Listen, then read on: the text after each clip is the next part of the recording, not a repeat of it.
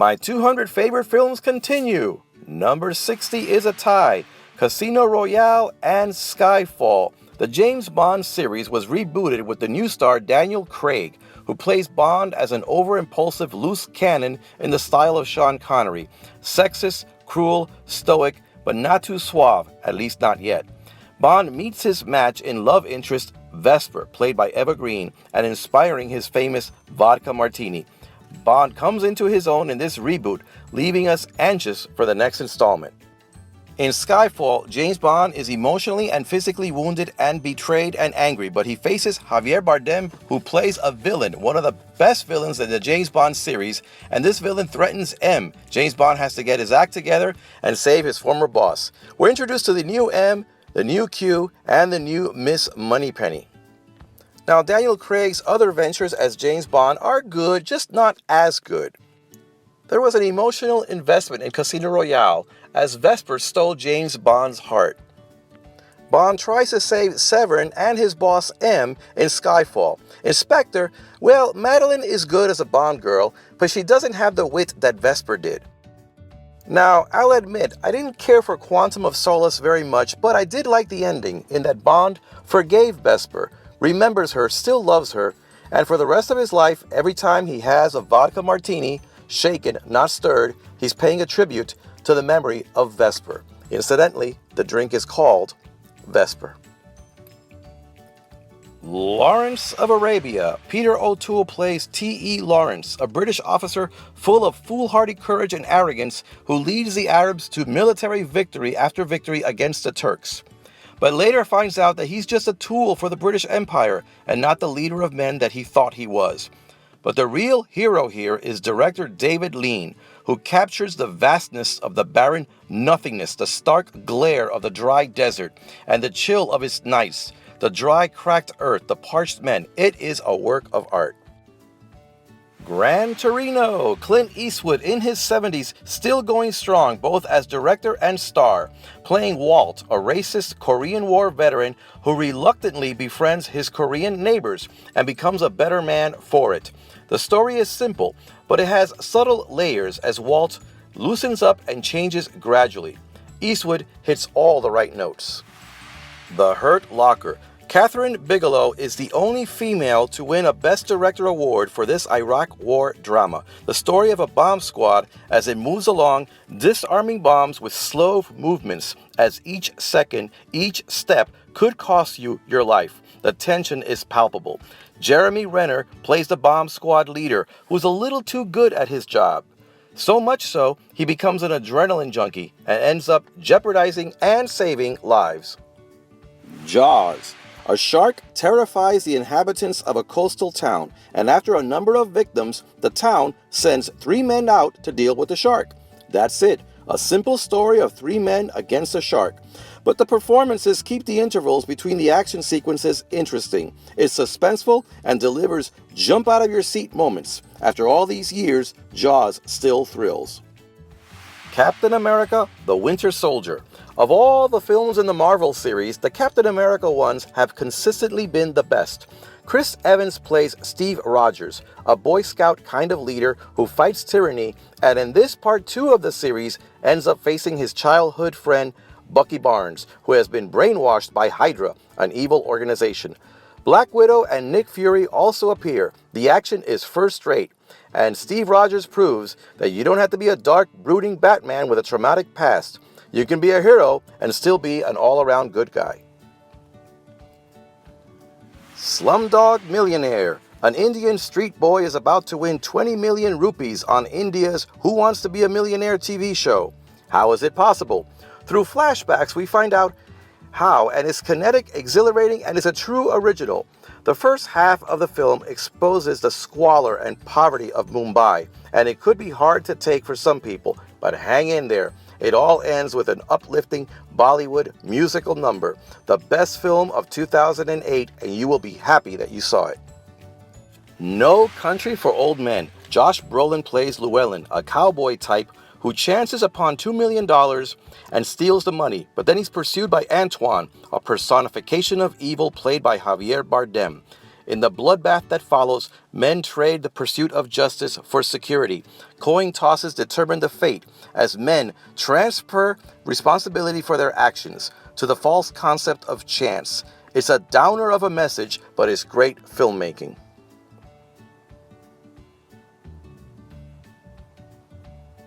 Another tie, Spider-Man 1 and 2, the original starring Tobey Maguire. This is web-slinging at its finest. A comic book story that gets to the point. The origin kicks in early, and we get to know Peter Parker so well that there's a strong sense of tension when the Green Goblin appears. It is great fun.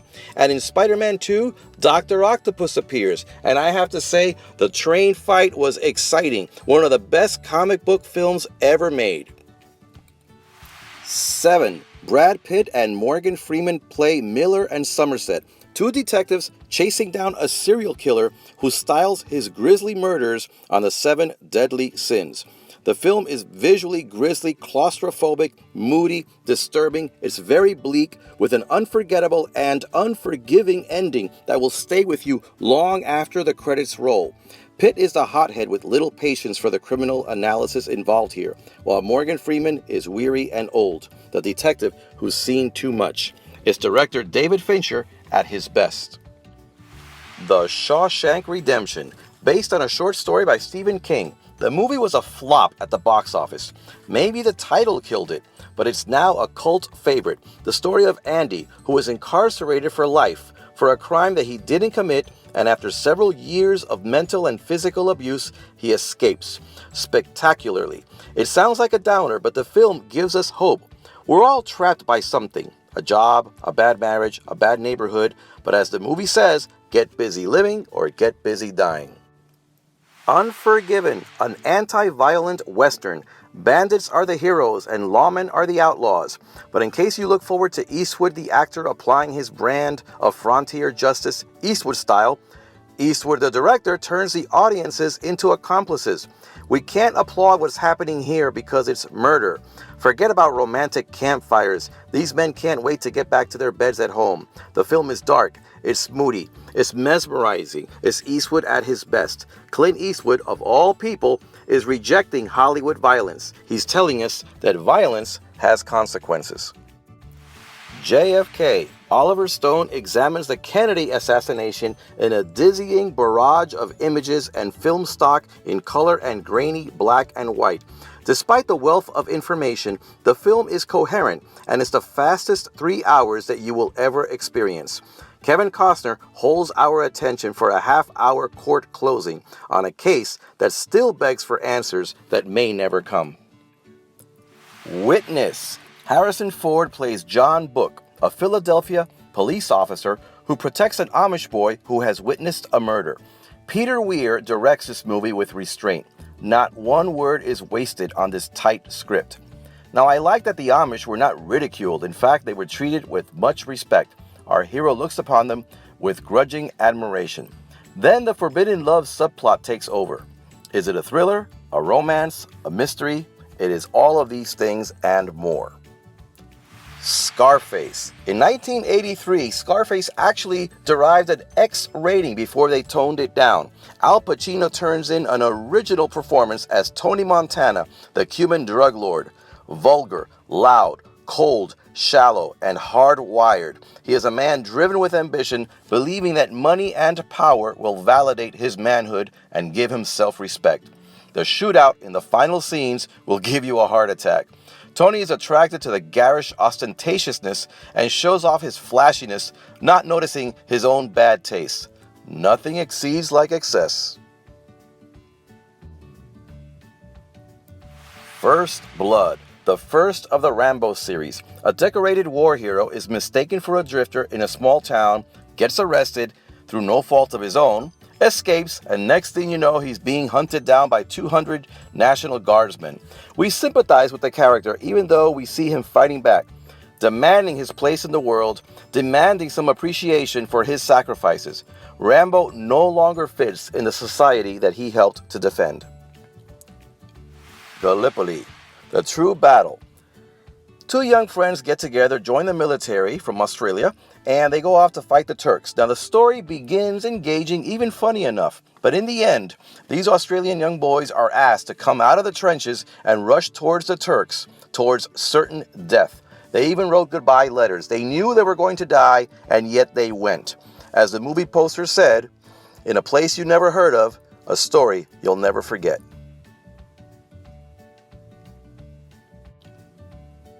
Mad Max Fury Road, the fourth Mad Max entry. Director George Miller is a true visionary.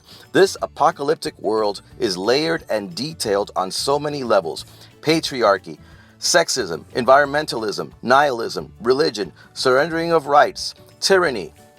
Immortal Joe, the villain, is also seeking to create a master race. All of this and more comes into play as everybody is struggling to survive.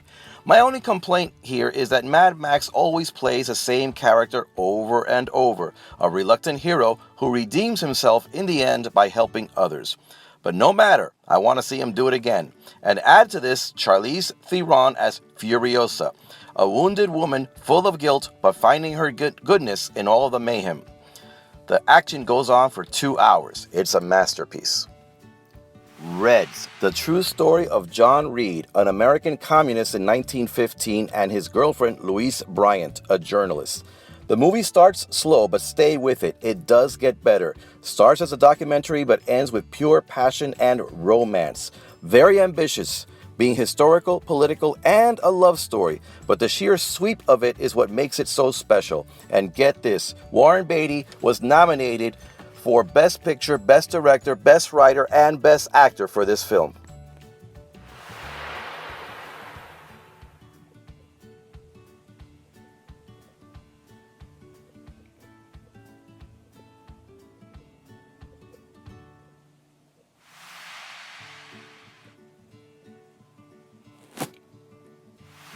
Raging Bull, one of the best films of the 1980s.